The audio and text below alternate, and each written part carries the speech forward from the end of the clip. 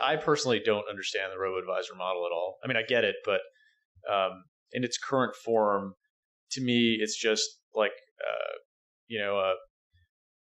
not all too dissimilar from like the high touch model, but with like a much, much, much lower fee.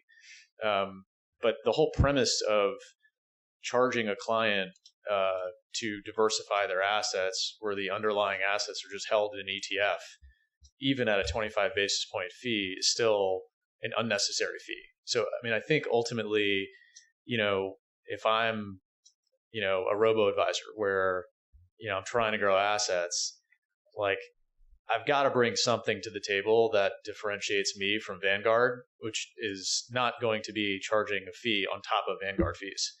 And like, it's almost crazy to me that you've seen, and I don't know if that $1 trillion number is right, but it's some meaningful number, right? That's kind of gone to the wealth fronts and betterments of the world.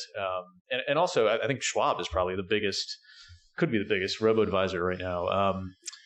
Where, like, what are they actually doing? They're putting you in the S&P 500 for 25 basis points. You can actually buy a Vanguard ETF that gives you S&P 500 exposure for 5 basis points.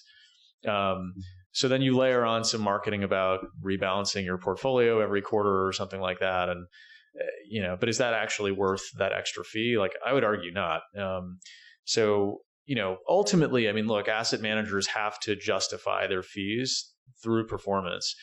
But if they're simply asset allocating, like, it's very hard to, justify even that low of a fee, because you can basically do that for free today. Even if you want international exposure, you want fixed income, like you can buy like Wellington, right, for like next to nothing. So I think that this whole industry of robo advisors is going to have to either take a higher touch approach or provide some sort of active management that is compelling to maintain a fee that's above, that's near the levels that they're charging now, or at levels more commensurate with active managers.